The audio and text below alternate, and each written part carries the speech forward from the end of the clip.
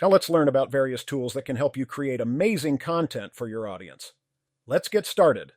The first site is Stencil. I like to use this site mainly because it's built for social media engagement. All the images and all the templates they give you are focused, mostly on social media. Another good site is Canva, which allows you to create other social media images as well, but it goes a bit further because you can also do things like covers and all that. For now, let's focus on Stencil. It costs some money, but you can start free, and allows you to create up to 10 images a month. What I recommend is to start with the free version first, and if you like it, then upgrade. Stencil allows you to have access to many images and motivational quotes. That's why I like it, because you can find quotes on the same site.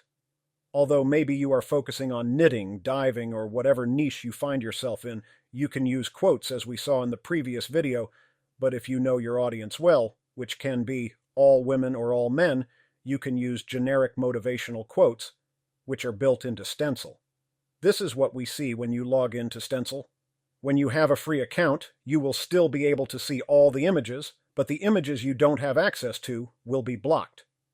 That way, they will tell you that you have to update.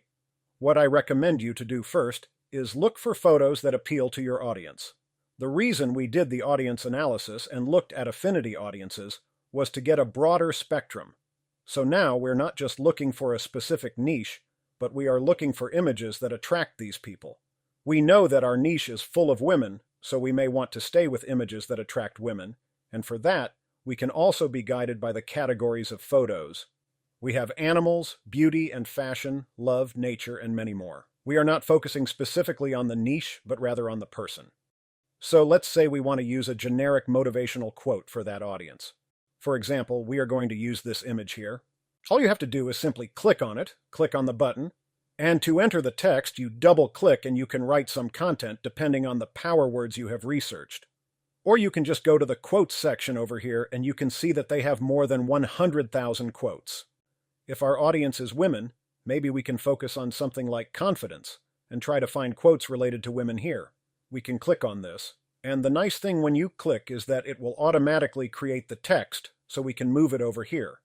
And when you're ready to edit, you can come to this section and change the text size, line height, or shadow. You can also italicize it, underline it, change the color of the text and outline, and you can also change the background color. We generally like to keep it generic, and when you're done, just click Save. You have the option to save it as a template if you wish. Click on Save, and the image will be saved in your account. Now, if you don't want to use something like that from scratch, you can click on Templates and search for one among them. Take a look here, and if you find a template that matches something you've seen based on the research you've done before, we can click and continue. Let's use this one right here, and we see that we have an image and a text. What I recommend you do with all your images to try to keep things uniform and consistent is to stick with a template. That way, to measure that people know you better follow you and engage with you, that format will be embedded in their minds. And whenever they see that format, they will think of you. If you want to find images that directly relate to that particular niche, and you can't find them within Stencil, you can go to a royalty-free site. You can buy the images and then you go to Uploads and just drag and drop the images here, like this. It's easy to create content with Stencil. That's all for this lesson on how to use the Stencil tool to create stunning content. Next time, we'll show you how to manage and organize your content with this tool. If you enjoyed this video, please let us know in the comments section. See you in the next lesson.